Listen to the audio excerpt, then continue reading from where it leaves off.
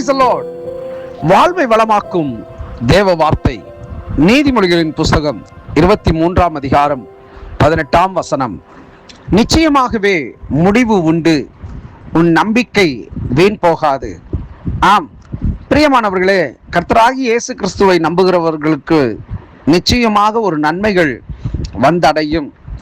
ஏனென்று சொன்னால், வேதாகமத்திலே நாம் அநேக காரியங்களை பார்க்கிற பொழுது அவரை சார்ந்து இருக்கிறவர்களுக்கு, அவரை நம்பி இருக்கிறவர்களுக்கு, அவரையே தெய்வமாக கொண்டிருக்கிற ஜனத்திற்கு தேவன் அற்புதங்களையும் அதிசயங்களையும் அவர் செய்திருக்கிறார், செய்கிறார், செய்ய போகிறார். இதுதான் வேதாகமத்தினுடைய ஒரு முழு நிறைந்த ஒரு சத்தியமாக காணப்படுகிறது. இங்கே நீதிமொழிகளை நாம் வாசிக்கிறபடி நிச்சயமாகவே முடிவு உண்டு. அப்படி என்றால், நம்முடைய வாழ்விலே எதை எதிர்பார்த்து நோக்கி கொண்டிருக்கிறோமோ அதை நம்முடைய வாழ்க்கையிலே நிறைவேற்றுகிறதற்கு அவர் போதுமானவராக இருக்கிறார். அதைத்தான் அங்கே சொல்லப்பட்டிருக்கிற வார்த்தையை பார்க்க முடிகிறது. எல்லா காரியத்திற்கும் ஒரு முடிவு இருக்கிறது. தீமைகளானாலும் நன்மைகளானாலும், கொடூர ஒரு நிலையிலே தேசங்கள் போய் கொண்டிருந்தாலும், ஒரு சமாதானத்திற்கான ஒரு நிலையை அடையும்படிக்கு கூட இந்த வார்த்தைகளை நாம் சொல்லலாம். ஒவ்வொன்றிற்கும் ஒவ்வொரு காலம் உண்டு என்று பிரசங்கி சொல்லுகிறான். அதுபோல எல்லாவற்றிற்கும் ஒரு காலங்கள் இருக்கிற பொழுது நம்முடைய வாழ்விலே நன்மைகளையும் ஆசீர்வாதங்களையும் எதிர்பார்த்திருக்கிற காரியங்களையும் பெற்றுக்கொள்கிறதற்கும் ஒரு முடிவு இருக்கிறது, ஒரு நாள் இருக்கிறது. அந்த நாளை நாம் நாளைக்கு அல்லது வருகிற வாரம் அல்லது வருகிற மாதம், வருகிற வருடம் என்று நம்மால் கிரகிக்க முடியாது, நம்மால் யோசிக்க முடியாது.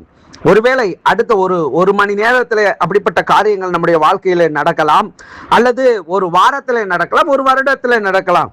ஆனால் எல்லாவற்றிற்கும் முடிவு என்பது அது திட்டமிடப்பட்ட ஒரு காரியமாக இருக்கிறது. நம்முடைய நாள், ஜனன நாள் நமக்கு தெரியும், நம்முடைய மரண நாள் நமக்கு தெரியாது.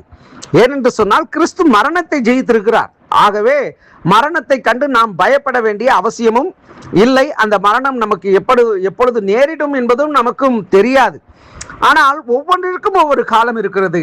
ஒரு காலம் துவக்கம் என்று சொன்னால், ஒரு முடிவு என்பது அதற்கு நியமிக்கப்பட்ட ஒரு காரியமாக இருக்கிறது. சங்கீதம் 9:18 எளியவன் என்றென்றைக்கும் மறக்கப்படுவதில்லை, சிறுமைப்பட்டவருடைய நம்பிக்கை ஒருபோதும் கெட்டுப்போவதில்லை என்று வேதம் தெளிவாய் சொல்லுகிறது.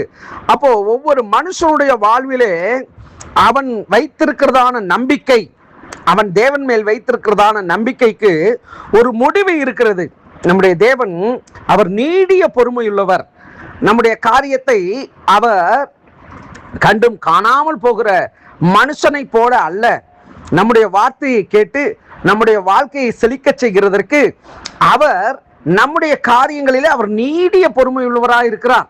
ஆகவே அவருடைய சித்தம் நம்முடைய வாழ்விலே நிறைவேற வேண்டும் என்று சொன்னால் நாம் காத்திருப்பது மிகவும் அவசியம். அதைத்தான் இங்கே பார்க்கிறோம். நிச்சயமாகவே, அப்ப அந்த வார்த்தையை நாம் அழுத்தமாக சொல்ல வேண்டும். நிச்சயமாகவே முடிவு உண்டு, உன் நம்பிக்கை வீண் போகாது. அப்படின்றால் நம்முடைய வாழ்க்கையை தேவன் அவருடைய கரத்தில் வைத்திருக்கிறார். நம்முடைய காலங்கள் அவருடைய கரத்தில் இருக்கிறது. நம்முடைய வாழ்வாதாரம் அவருடைய கரத்தில் இருக்கிறது. நம்முடைய தெய்வீக சுகம் அவருடைய கரத்தில் இருக்கிறது.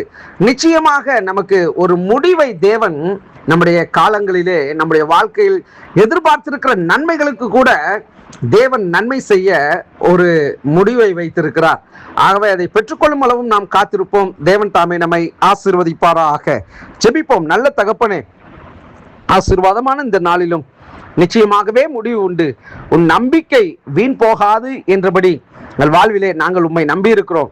ஆண்டவரே, எங்களுடைய வாழ்க்கையில எல்லாமே ஆண்டவரே, எல்லாமே உம்மை சார்ந்தது மாத்திரமே. உம்மால் நாங்கள் பெற்றுக்கொள்ளவும், உம்மால் நாங்கள் ஆளவும், உம்மால் நாங்கள் ஆண்டவரே அப்பா அற்புதமாய் வழிநடத்தப்படவும் நீர் எங்களுக்கு உதவி செய்யும். உடைய கரத்தில் எங்களை அர்ப்பணிக்கிறோம். கிறிஸ்து இயேசுவின் நாமத்தில் ஜெபிக்கிறோம் பிதாவே. ஆமேன், ஆமேன். God bless you.